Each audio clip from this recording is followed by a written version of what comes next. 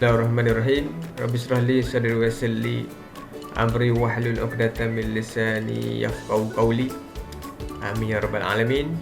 Jadi insya-Allah kita sambung kepada masih lagi dalam chapter 1 tapi part B. Kita ada 3 part. Sini adalah part B. Okey, sambungan dia. Masih lagi topik yang pertama iaitu teknik mentafsir lukisan arkitek untuk diterjemahkan kepada reka bentuk, kejuruteraan dan lukisan struktur. Okey, lukisan teknik. Apakah yang dimaksudkan dengan lukisan teknik? Okey, bahagian A, yang tadilah, yang bahagian A maksudnya part A tadilah. Part A telah menerangkan bahawa apabila seorang jurutera awam perlu mereka bentuk satu struktur bangunan, dia perlu mendapatkan input daripada arkitek dan jurutera mekanikal dan elektrikal. Sebahagian besar input-input ini datang dalam bentuk lukisan teknik yang menjadi alat komunikasi antara pihak-pihak yang terlibat dalam industri pembinaan. Jadi komunikasi yang digunakan biasanya menggunakan plan. Plan tadilah, plan arkitek, plan mekanikal. Jadi ini adalah salah satu bentuk komunikasi yang digunakan di dalam industri pembinaan. Okey.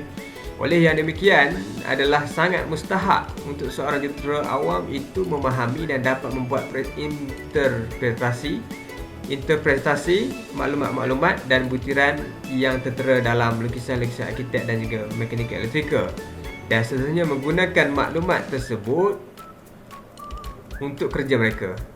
Okey, bahagian seterusnya akan menerangkan istilah dan ciri lukisan teknik yang terdiri daripada lukisan arkitek, lukisan mekanikal elektrikal dan juga lukisan struktur. So, untuk bahagian B ni kita akan fokus kepada menerangkan istilah dan juga ciri-ciri yang ada pada lukisan arkitek, lukisan mekanikal and elektrikal dan juga lukisan struktur. Okey, yang pertama kita pergi ni definisi lukisan teknikal. Apakah yang dimaksudkan dengan lukisan teknikal? Okey, lukisan teknikal ni merupakan satu dokumen dalam bentuk gambar, dengan sedikit nota yang mengandungi maklumat penting bagi menggambarkan dengan tepat suatu.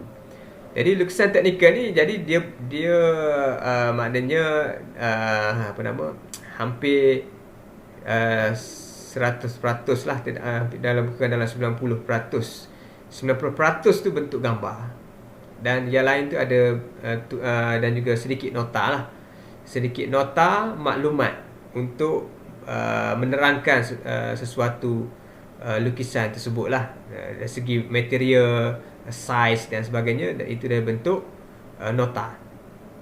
Tapi 90% tu adalah bentuk gambar. Okey, jadi sebab tu kita panggil lukisan, sebab dia 90% tu adalah gambar. Okey, objek teknikal, seni bina dan juga kejuruteraan. Okey, untuk menggambarkan objek teknikal, seni bina dan juga kejuruteraan. Okey, ini adalah bagi memudahkan komunikasi di antara pihak-pihak yang terlibat dalam kerja-kerja kejuruteraan dan kerja-kerja di tapak bina. Jadi dengan adanya gambar dan juga nota, jadi memudahkan komunikasi di antara ketiga-tiga pihak tersebut.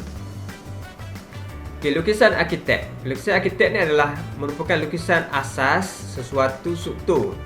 Biasanya bangunan yang menerangkan bagaimana projek akan dibina dan dihasilkan serta mengandungi pandangan terperinci. Okey, seperti pandangan terperinci seperti plan lantai, keratan rentas ataupun cross section, saiz ruang dan juga komponen bangunan, ukuran skala dan lain-lain perkara yang berkaitan. Okey, lukisan arkitek perlu lebih lengkap daripada lukisan struktur atau lain-lain lukisan. Okey, kebiasaannya kalau kita tengok, lukisan arkitek ni dia lebih detail, dia lebih lengkap. Dari segi material yang hendak digunakan semuanya dekat architecture lah. Material apa kita nak pakai, tie jenis apa, bumbung jenis metal deck ke ataupun jenis lain kan. Okey, jadi itu bahan-bahan material semua dekat arkitek. Dia lebih detail dia lebih lengkap dekat arkitek. Tetapi dekat struktur ini dia fokus kepada kerangka bangunan tersebut. Dia detail juga, tapi detail untuk structure saja. Tapi dari segi material yang lain, untuk tiles, untuk tingkap nak pakai apa, okay, window nak pakai, untuk pintu tu nak pakai jenis apa, semua itu tak ada dekat dalam lukisan struktur. Tapi ada dekat lukisan architecture. Okay, susun plan susun atur bangunan. Okay, plan susun atur bangunan, plan lukisan dengan pandangan daripada atas. Okay, kalau pandang untuk plan susun atur biasanya dilukis dengan pandangan daripada atas lah, plan view. Daripada plan view itu biasanya kita akan menunjukkan layout sesuatu bangunan tersebut ataupun susun atur bangunan. Okey, interpretasi daripada lukisan arkitek kepada lukisan struktur yang menerangkan secara terperinci dan mengikut skala bersesuaian termasuk dimensi, keratan, grid dan lain-lain. Okey, daripada lukisan arkitektur kita kena buat kita kena interpret lah. Kita kena interpret daripada lukisan arkitektur kepada kita punya plan kita, sebab kita nak buat plan structure. Jadi structure ni kalau untuk dalam part A tu dia kata based on architecture. So daripada architecture, daripada plan layout tu kita akan buat interpret kepada kita punya lukisan yang kita nak buat lah. Okey. Sebab dekat lukisan architecture tu dia dah ada skala, dia ada dimension, dia semua kita boleh ambil balik lah. Okey, hasil daripada terjemahan lukisan arkitek kepada lukisan susun struktur dapat menunjukkan komponen-komponen struktur penting yang berkaitan. Okey, hasil daripada terjemahan arkitektur kita akan hasilkan satu layout yang lebih mudah. Okey, lebih mudah sebab dalam plan arkitektur dia lebih lengkap, lebih lengkap. Jadi dia ada banyak tulisannya, banyak informasi. Jadi untuk kita sebagai jurutera tak perlu benda tu. Jadi kita akan remove yang tu. Kita akan buat balik yang lebih simple. Tinggal lebih simple yang mana yang menunjukkan komponen-komponen struktur penting saja. Yang lain kita tak ambil lah. Sebab kita nak design structure tu kan. Kita nak structure. Jadi yang structure saja yang kita akan ambil. Jadi benda tu kena lukis balik lah. Tapi based on architecture. Dekat dalam architecture dia terangkan semua material, bahan, dia terangkan semua. Jadi kita tak perlu sebab kita nak tengok dia punya struktur saja. Okey. Skala. Okey, skala yang dilukis dalam nisbah yang tertentu agar berkadaran, sama dan tepat untuk menggambarkan objek atau tempat yang sebenar. Skala yang berbeza digunakan bagi setiap set lukisan yang berbeza. Okey, skala ini penting lah skala. Lukisan, kalau kita buat lukisan untuk plan biasanya mesti ada skala dia. Mesti dia akan print out plan itu mengikut skala yang sesuai supaya boleh menggambarkan objek yang hendak dipresentkan, nak ditunjukkan di dalam plan tersebut. Contohnya plan tapak. Tapak ini biasanya kawasan tapak tu mestilah besar. Kawasannya besar. Jadi kita memerlukan skala yang lebih kecil. Skala yang lebih kecil supaya kita boleh nampak semua tapak tu. Okey, skala kecil tu maksudnya 1/200. Kecil berbanding dengan 1/50. Walau bagaimanapun 1/200 ini sebenarnya dikategori sebagai skala besar. Kalau kita nak compare dengan skala yang digunakan oleh peta. Okey, skala yang digunakan oleh peta ni sebenarnya itu yang kategori sebagai skala kecil. Peta ni dia menunjukkan suatu daerah. Dia menunjukkan satu daerah tu. Daerah tu dia nampak semua. Okey, katakan daerah Batu Pahat, kita nampak semua. Itu menggunakan skala kecil sebab kita kena kecilkan supaya nampak semua di satu daerah tu. Itu sebenarnya skala kecil. Untuk architecture, structure, mechanical, electrical, ini sebenarnya dia menggunakan skala besar. Skala besar. Sebab apa? Sebab dia nak zoom up benda tu, nampak lagi besar. Okey. Tapi yang saya maksudkan di sini, skala kecil ni kecil berbanding dengan yang inilah, 1/50 ni. Okay, 1/200 ni sebab dia nak tunjukkan tapak bina tu, jadi dia perlukan kena kecilkan sikit gambar tu supaya boleh nampak semua kawasan tapak tu. Manakala plan susun atur 1/50. 1/50 ni maknanya dia zoom lagi besar lah, nampak benda tu lagi besar. Nampak dia punya tiang tu besar mana, kita boleh nampak dengan lebih jelas. Begitu juga dengan lukisan butiran. Lukisan butiran lagi kena besarkan. 1/25, maknanya kita boleh nampak dia punya saiz tertulang dalam tiang tu, kita boleh nampak dah saiz dia berapa. So daripada situ kita boleh buat estimation, iaitu juru ukur bahan akan, dia boleh kira lah kos yang terlibat dengan adanya skala ni. Kalau kita lukis plan itu tanpa skala, maknanya kita tak boleh nak buat calculation untuk kos, tak boleh nak bina lah dekat tapak. Okay, skala ni walaupun dia ada dimension, di dalam plan tu dia ada dimension kan. Dimension itu kalau dia nak lukis dekat plan semua dimension susah sebab tak muat, jadi akan jadi crowded.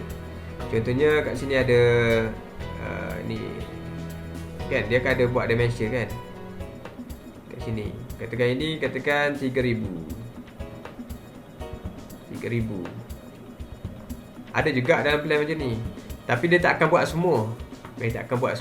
Sebab dia akan jadi crowded dalam plan tersebut. Tapi dia akan buat skala ni. Dengan adanya skala, kita boleh ukur dengan menggunakan pembaris sahaja. Contohnya kat sini dia tak bagi dimension jarak ni. Macam mana kita nak ukur? Kita boleh menggunakan pembaris skala. Jadi kita akan dapat terus berapakah jarak ini. Okey, itu fungsi skala tadi. Untuk membantu jurutera ataupun juru ukur bahan untuk mengukur saiz struktur. Okey.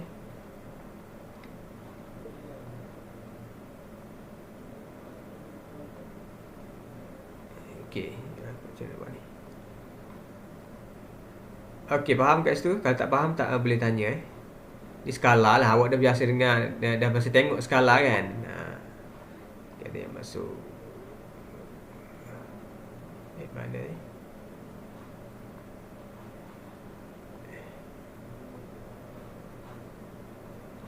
Okey, kita pergi seterusnya. Kandungan di dalam lukisan arkitek. Okey, kandungan dalam lukisan arkitek. Yang biasa dalam lukisan arkitek, dia akan ada muka surat pertama tu, biasa dia akan tunjuk plan lokasi. Dia akan menunjukkan plan lokasi. Tujuan plan lokasi ni ditunjukkan adalah apa? Plan lokasi memberi petunjuk kedudukan tapak cadangan pembinaan, sempadan tanah bersebelahan, parit, jalan besar, jalan masuk, kawasan berumput, aras tanah, menunjukkan secara kasar kedudukan tapak projek di dalam lingkungan taman, perumahan atau kawasan kediaman berhampiran, di mana plan akan ditunjukkan dengan skala kebiasaannya 1/200, 1/300 dan juga 1/500, bergantung kepada saiz tapak pembinaan tersebut. Okey, nota ini apa? Sekiranya lukisan di bawah, okey, ni tak ada apa. Okey. So ini contoh dia plan lokasi. Dekat dalam plan arkitek, yang surat pertama dia akan tunjuk plan lokasi dulu. Kat mana bangunan tu nak bina tu. So dia akan biasanya besar lah. Ini contohnya kat sini je. Proposed building yang ini je. Tapi yang lain ni dia tunjuk. Nampaklah jalan utama kat sini. Nak pergi ke sini, dia ada jalan utama. So kita nak masuk ke mana? Boleh masuk jalan ni, ataupun kita masuk jalan ni boleh. Okey, penting juga ni plan lokasi ni supaya dari segi kawalan trafik semasa kerja-kerja konkrit dijalankan. So kita boleh buat kerja-kerja konkrit dijalankan, mesti kena masuk sini, keluar sini, supaya dia tidak jam kat sini. Tapi plan lokasi ni sebenarnya untuk memastikan construction itu dibuat di atas di lot tanah yang tepat, yang betul lah. Jangan kita buat tempat lain, kan? Nanti tiba-tiba kita bina di sini, tak betul lah, tak boleh. Okey. Alright, so itu plan lokasi. Okey, kemudian site plan pula. Okey, lukisan plan tapak pula. Okey, plan tapak. Tadi lokasi tadi dia lebih luas lah, nampak jalan utama. Kalau site plan dia akan fokus pada kawasan tu saja, kawasan pembinaan kita. Okey, plan yang menunjukkan dimensi ukuran paras tapak sesuatu cadangan bangunan yang hendak dibina. Okey, mengandungi perincian yang lebih jelas berkenaan tapak rumah serta bangunan berhampiran dengan skala berhampiran dengan skala kebiasaannya 1:50 dan juga 1:100 dan lain-lain yang bersesuaian. Okey, ini adalah untuk plan tapak. Okey, ini plan tapak ni. Ni tapak tadi kita fokus lagi kat tapak dekat situ saja, kat tapak kita lah. So plan tapak dia akan ada dia punya bearing, jarak ni kawasan ni lah. Ni kawasan sepadan untuk kita punya tapak pembinaan. Okey, ni plan tapak lah. Okey, kemudian dia akan ada lukisan plan lantai mengikut aras. So dia akan ada mengikut aras. Ground floor, first floor, second floor, roof floor. Okey, ni mengikut aras. Mengandungi plan tingkat bawah, tingkat atas dan seterusnya serta plan bumbung. Okey, kod jenis pintu dan tingkap. Dia akan adalah kod jenis pintu dan juga kod jenis tingkap, arah naik dan turun tangga, arah ayun pintu. Pintu tu kita nak pasang sama ada nak buka ke dalam ke ataupun keluar, dia akan tunjuk dalam plan kita tu, dia akan tunjuk. Kalau awak perasan, tengok betul-betul, dia akan tunjuk arah ayun pintu, arah tangga naik turun, kod pintu jenis apa. Sebab tu saya cakap dalam plan arkitek ni memang dia detail. Dia akan tunjuk jenis-jenis material yang digunakan. Ketinggian lantai, aras lantai tu, garis keratan, longkang, apron, tiang, dinding, garis grid, dimension dan level-level yang berkaitan. Okay, ini dalam plan tersebut lah. Dia by tingkat lah. Setiap tingkat tu lah dia akan tunjukkan.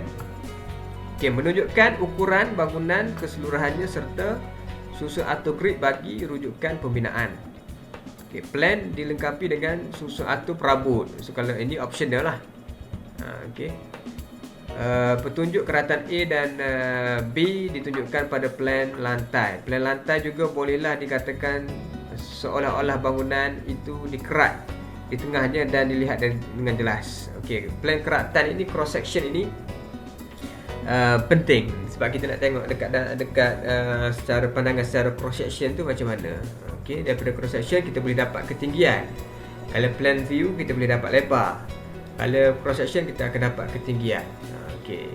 Dan banyak lagi maklumat yang kita boleh dapat daripada cross section ataupun keratan. Ini contoh ground floor. Contoh ground floor dia ada tulis ini bilik 3, 2, okay, kitchen, master bedroom, living room. Okey, ini biasa tengok kan. Okey, lukisan plan bumbung. Okey, lukisan plan bumbung fungsinya adalah untuk menunjukkan keratan atau kecerunan bumbung bangunan. Bagi bumbung yang bercerun, arah anak panah biasanya menunjukkan arah cerun bumbung. Biasanya kalau lukisan bumbung dia akan ada anak panah. Anak panah ke bawah maksudnya cerun tu ke bawah. Kemudian dia akan ada dia punya degree kecerunan itu. Contohnya 40 darjah. Okey. Kemudian lukisan pandangan. Okey, biasanya akan ada satu lukisan yang menunjukkan pandangan sisi, pandangan atas, pandangan tepi. Okay, dia akan ada lah front elevation, side elevation, apa lagi, plan elevation, plan view. Okay, lukisan pandangan rupa bentuk bangunan apabila dilihat secara mengufuk yang dilukis seperti pandangan hadapan, pandangan belakang, kiri dan kanan. Ini mesti kita tengok lah bangunan tu. Kita tengok pandangan depan, belakang, kiri, kanan, atas, macam mana bentuk bangunan tu. Okey. Lukisan keratan menunjukkan keratan bangunan yang dibina bagi menunjukkan ruang dalaman. Okey, saiz, aras, gelegar, lantai dan rasuk serta binaan bumbung. Label yang biasa digunakan ialah keratan XX. Okey, biasanya kalau cross section tu dia akan ada satu lukisan XX ni. Ini maksudnya keratan lah. Keratan lah contohnya, nanti kita tengok ada tak contoh. Okey, lukisan pandangan. Lukisan pandangan lagi, masih lagi. Okey, saya baca Okey, pandangan adalah untuk menunjukkan secara keseluruhan bagaimana rupa bangunan itu dipandang dengan mata kasar. Ia hanya memberikan gambaran di luar bangunan. Ia boleh dianggap sebagai lukisan dua dimensi kerana objek yang dilukis akan memberi dua dimensi ukuran, iaitu lebar dan tinggi atau panjang dan tinggi sesuatu objek. Okey, bagi melukis pandangan sebuah bangunan, kaedah unjuran ortografik digunakan, iaitu suatu arah pandangan bangunan yang dilihat pada plan lantai akan diunjurkan ke suatu permukaan dan keratan yang bersudut tepat dengan bangunan itu. Yang ni awak dah belajar lukisan kejuruteraan lah. Kan ada kan pandangan depan belakang tu kita boleh buat dengan melakukan unjuran ortografik tu, jadi kita boleh melukis pada pandangan-pandangan yang lain. Based on plan view, kita boleh lukis elevation view dan sebagainya lah. Menggunakan teknik unjuran ortografik. So terdapat 3 jenis pandangan, iaitu front elevations, rear elevation dan juga side elevation. Alright. Ni nampak ni tak nampak Ni contoh lah, ni contoh section, cross section AA, ni cross section BB. Ini adalah lukisan keratan. Okey. Ini roof plan. Roof plan biasanya daripada pandangan atas. Okey. Okey, ini rear elevation. Okay, ini left elevation, right elevation, ini front elevation, ini floor plan, pandangan atas. Begitulah tadi Okey, kita ada 40 slide baru 19. Okey, lukisan butiran terperinci Lukisan yang menunjukkan reka bentuk yang lebih terperinci bagi bahagian atau keperluan yang dikehendaki.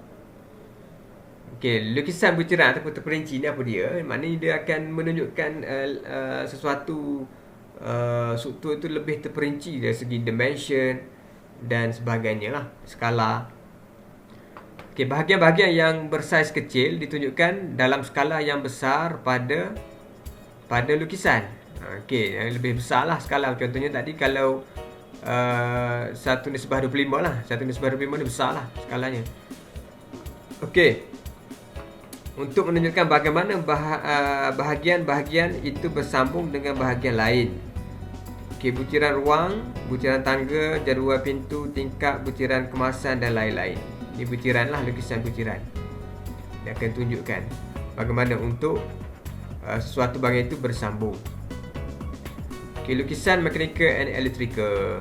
Okey, kita dah masuk kepada tadi dah habis lah untuk yang arkitek Itu tadi kita tengok ciri-ciri dan juga konsep ataupun konsep yang ada dalam plan architecture. So sekarang kita pergi kepada ciri-ciri lukisan mechanical dan juga electrical. Okey. Untuk lukisan mechanical electrical merupakan lukisan yang menunjukkan asas sesuatu struktur. Okey. Yakni biasanya bangunan yang menerangkan bagaimana projek akan dibina dan dihasilkan serta mengandungi pandangan terperinci seperti lukisan elektrikal. Lukisan elektrikal ni menunjukkan lokasi dan spesifikasi kelengkapan elektrik seperti lampu, kipas, suis, mata kuasa dan sebagainya. Juga menunjukkan laluan pendawaian dalam bentuk skematik. Okey. Ini lukisan elektrik lah. Biasanya lukisan elektrik ni dia akan tunjuklah lampu, kedudukan lampu, kipas, suis kat mana, mata kuasa kat mana dan juga pendawaian secara skematik. Secara skematik lah. Supaya engineer elektrik ni dia tengok skematik tu dia akan faham dia nak wiring ke mana. Punca kuasa kat mana, wiring tu macam mana. Konsep wiring tu, pendawaian tu lah. Okey. Untuk mechanical pula, apa dia? Mechanical pula menunjukkan lokasi dan spesifikasi servis seperti bekalan air, saliran pembentungan, hawa dingin, lift dan sebagainya. Juga menunjukkan laluan salur bekalan air dan pembentung dalam bentuk skematik. Biasanya kalau bekalan air dan juga pembentung ni perlu kena buat dalam bentuk skematik lah. Okey. Sebab dia saluran, saluran perlu ada skematik. Dengan ada skematik akan memudahkan kerja-kerja pemasangan bekalan air ataupun saluran pembentung tadi. Okey. Okey, ini contoh, ini plan apa? Ini adalah plan, ada tulis kat sini, ini plan elektrika lah. Okey, plan elektrika ya. Okey, ini dia punya ni lah. Okey, tak nampak Ini dia punya simbol-simbol lah, simbol-simbol di dalam plan elektrika. Okey, ini kalau macam ni kipas. Ni macam ni bentuk aja ni kipas. Ini fan. Kalau macam ni apa dia ni? Okey, tak nampak Okey, ini plan elektrika. Plan susun elektrik dan skematik consumer unit tingkat bawah. Ini dia punya skematik untuk pendawaian belah sini. Yang ni kedudukan komponen seperti lampu, switch, main, dia punya apa nama tu, DB dia kat mana ni, kat sini lah. Okey. Ini pun sama juga, plan susunan elektrik skematik consumer unit tingkat atas. Ini tingkat atas pula, dan juga dia ada dia punya skematik pendawaian kat sini. Dan juga kedudukan komponen elektrik di bangunan. So ini gambar skematik sistem telefon dan smart TV, SMA TV. Okey, yang ni gambar rajah skematik untuk telefon. Okey, untuk telefon, pemasangan telefon. Okey. Ni dia punya ni lah. Okey, ini plan tingkat bawah. Sekejap kita besarkan sikit. Ini untuk plan mekanikal. Okay, ini plan mekanikal. Okay, ini sanitary plumbing system. Okay, ini untuk pasang pembentung. Ini plan mekanikal lah. Ini dia nampak, ini dia punya apa nama ni? Sump dia ni. Manhole, ini dia punya pipe untuk sanitary system lah. Pipe, ini sump daripada bilik air, daripada tandas kita tu kan, daripada tandas kita nak najis nak buang sampai nak hala ke mana. Ini sanitary fitting lah, plumbing system. Skematik dia daripada bilik air ni nak pergi ke septic tank kan. So mesti ada dia punya plumbing sanitary tadi. So ada manhole kat mana, jarak antara manhole tu berapa. Okey, ini kerja-kerja mekanikal lah. Okey. Ini sanitary plumbing system untuk plan tingkat atas. Ini tingkat atas pula. Daripada bilik air tu nak ke mana? Dia punya tu Ini plan sanitary plumbing system untuk plan bumbung. Okey, ini untuk plan bumbung. Okey. Dia akan ada pipe, satu lagi pipe dekat bumbung ni untuk septic tank. Kalau dia menggunakan individu septic tank, dia mesti ada satu pipe kat atas, pipe untuk gas lah. Gas daripada najis tu mesti kena lepas kat atas. So kena tengok kedudukan pipe tadi kat mana kan, dan juga arah. Ini boleh tengoklah dia punya laluan air dan juga gutter ni kat mana air jatuh lah daripada bumbung. Okey, ini lukisan skematik untuk toilet ni untuk toilet. Sanitary plumbing system plan skematik ini untuk yang daripada aras bawah, atas dan juga bumbung. Nampak kat sini. Ini dari segi plan keratan lah. Okey, daripada macam mana dia punya join daripada aras atas, aras bawah ni, dia mesti ada sambungan dia sambungan dia. Jadi benda-benda macam ni yang awak kena fahamkan tu. Kalau awak jadi jurutera tapak, nak buat pembinaan tu, awak kena faham semua ni. Kena tengok, lepas tu kita kena check kontraktor yang pasang tu betul ke tak dengan plan tu. Jadi untuk kita ni, kita kena pandai baca plan supaya kita boleh semak kerja-kerja buruh semasa pemasangan dilakukan. Okey, ini apa dia? Biasanya plan tu dia akan ada tajuk dia. Yang pertama awak baca tajuk dan kita boleh tengok dia punya skala di sini. Sanitary plumbing system. Okey, plan schematic. Okey. Okey, nampak kat situ. Okey. Lukisan struktur. Okey, kita dah lepas tadi kita dah belajar architecture plan, apakah ciri-ciri dia. Kemudian lukisan mekanikal elektrikal, apakah ciri-ciri dia dan contoh. Kemudian kita pergi kepada plan struktur. Okey, plan struktur. Okey, plan struktur. Okey, plan struktur. Okey, struktur boleh ditafsir sebagai anggota-anggota yang dipasang antara satu sama lain dengan penyambungan yang sesuai dan selamat bagi menghasilkan satu kerangka yang berupaya menanggung beban yang dijangkakan. Okey, komponen-komponen utama struktur adalah apakah komponen utama struktur? Okey, ni awak dah biasa tengok ni. Yang pertama beam, ataupun rasuk. Okey. Rasuk pula ada banyak jenis pula. Ada rasuk utama, ada rasuk kedua, main beam dan juga secondary beam. Okey. Okey, untuk rasuk ni biasanya apa fungsi rasuk? Apakah fungsi rasuk? Okey, fungsi rasuk ini adalah untuk menanggung beban daripada lantai. Okey, untuk menanggung beban daripada lantai, dan beam ini akan transfer beban daripada lantai dan juga berat sendiri kepada tiang. Itu fungsi beam ya, fungsi beam. So dia ada dua jenis beam kat sini, main beam dan juga secondary beam. Okey. Kalau main beam ni, main beam ni macam mana? Apa beza main dan juga secondary? Kalau kita tengok daripada sini, pandangan plan. Okay, kita ada beam ni. Okey, kat sini tiang Ini tiang, kat sini tiang. Sini tiang, sini tiang. Kat sini tiang, sini tiang. Okey, manakah sini ada beam lagi. Okey, mana satu main dan juga secondary. Okey, untuk main beam yang ni lah. Main beam yang ni. Ni yang tiang tu tiang ni, okey. Kolom tu ada beam, maksudnya itu adalah main rasuk yang utama. Secondary yang ni. Yang mana secondary ni dia tidak ada tiang yang support kan. Dia bergantung kepada main beam. Ini ada beam yang mana tak ada tiang yang support bawah. Ini kita panggil dia sebagai secondary beam. Okey, itu beza ni lah.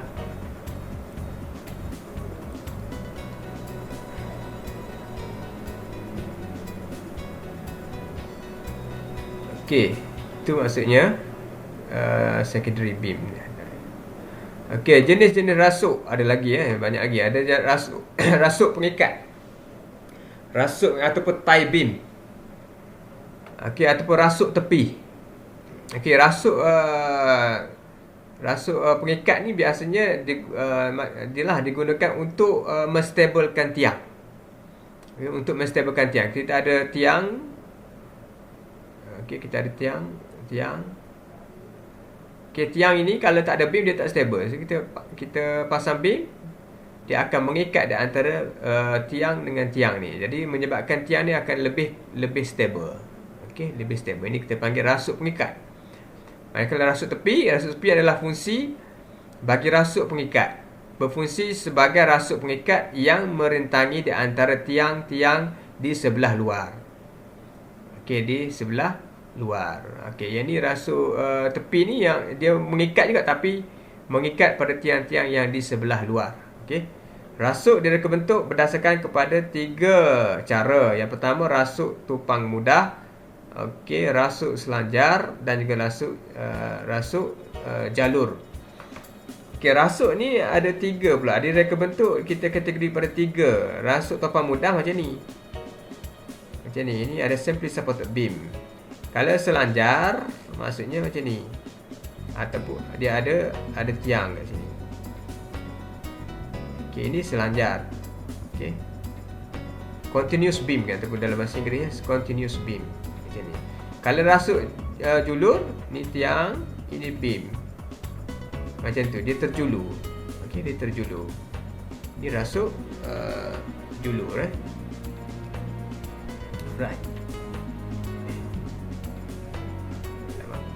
Kita ni.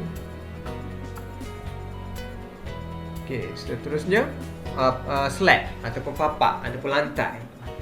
Okay, slab merupakan lantai bangunan. Okey, lantai yang berada di atas di tingkat bawah atau ground floor. Dia berbentuk sebagai suspended tingkat bawah. Dia berbentuk sebagai suspended, tergantung, atau non-suspended, tidak tergantung. Okey, untuk slab yang dekat ground floor biasanya kita buat suspended lah. Tapi ada jenis tempat, ada kadang design tu perlu buat non-suspended, tidak tergantung. Mungkin disebabkan oleh load yang diterima oleh tingkat bawah tu lebih tinggi. Okey, jadi kita kena buat non-suspended supaya load, jadi apabila kena dekat lantai dia tidak akan menjejaskan struktur yang lain. Okey, jadi dia ada slab yang tergantung dan juga slab yang tidak tergantung. Kenapa tu tergantung tak tergantung tu? Kalau untuk lantai atas biasanya suspended je semua. Untuk lantai belah atas biasanya dia akan tergantungnya, mana ada non-suspended. Kalau non-suspended, jatuh lah lantai atas kepala kita. Kalau tingkat bawah ni dia boleh jadi suspended ataupun non-suspended. Okey. Okey, biasanya lantai tu dia akan ikat ni. Okey, ni lantai suspended Ni katakan ini beam, lantai. Okey, besi ni akan masuk dalam beam lah. Dia akan ada dowel bar lah yang akan join dekat beam. Masuk. Ini kita panggil suspended. Kalau non suspended, ni beam, ini lantai, dia tidak ada reinforcement yang masuk ke dalam beam tu. Dia biarkan free supaya dia boleh bergerak. Lantai ni boleh bergerak, naik turun. Okey, ini kalau kita masukkan dowel bar kat sini, kalau beban ni berat kat sini, dia akan menyebabkan beam ini bergerak. Bila beam bergerak, so akan menjejaskan pada structure lain. Boleh efek lah yang lain, bergantung pada jenis bangunan juga. Kalau yang untuk bangunan biasanya kita akan buat suspended supaya untuk mengelakkan daripada mendapan slab tersebut. Sebab kebanyakan tanah di sini tanah lembut. Bila tanah lembut, biasanya kita akan buat suspended untuk mengelakkan daripada lantai tu turun ke bawah. Alright.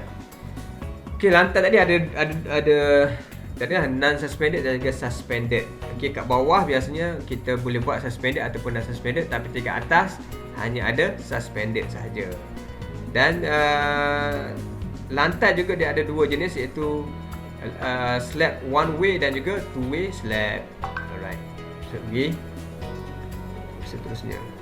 Ini awak akan belajar dekat subjek reka bentuk. Saya tak gerak ni. Hello. Tak gerak pula.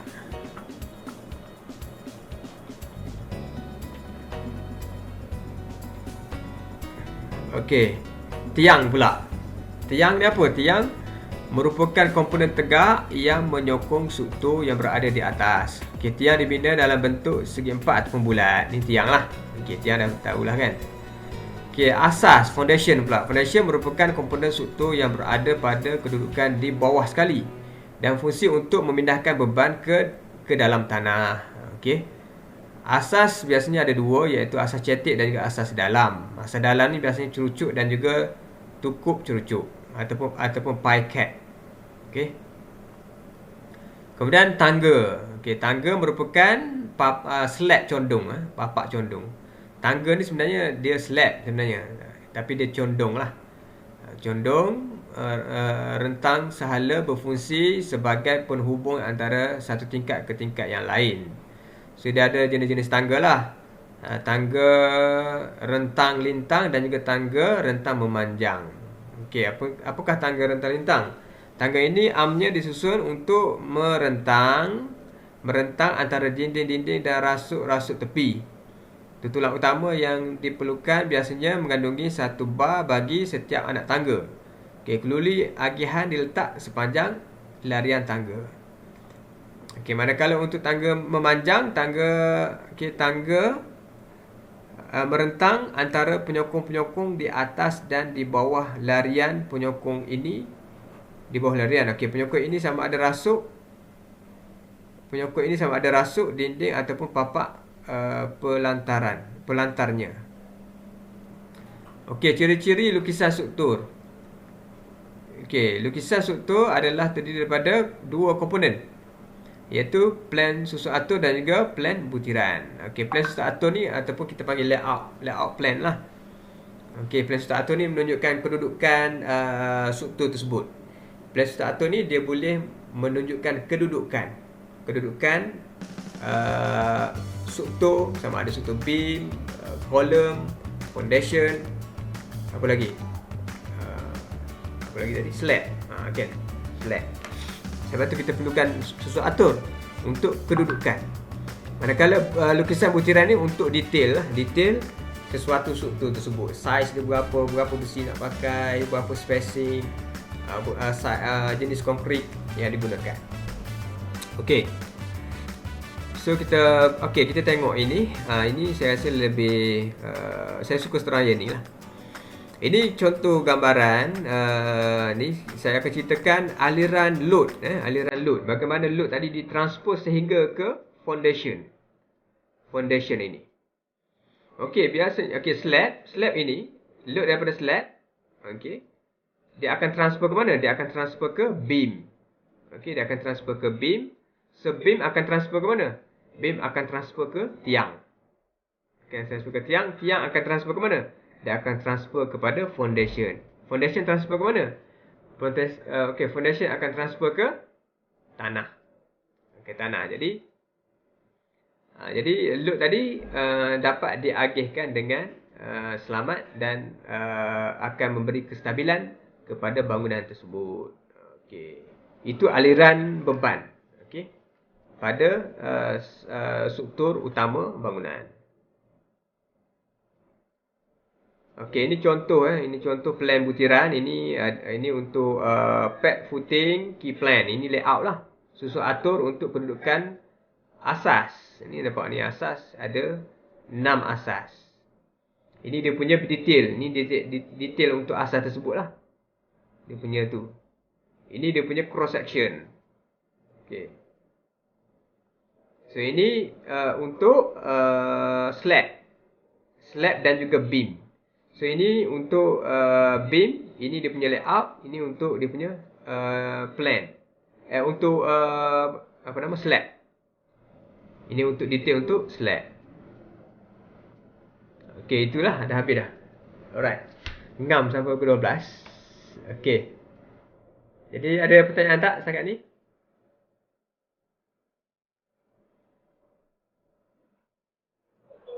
Tak ada. Okey. Jadi untuk hari ini setakat ni sajalah.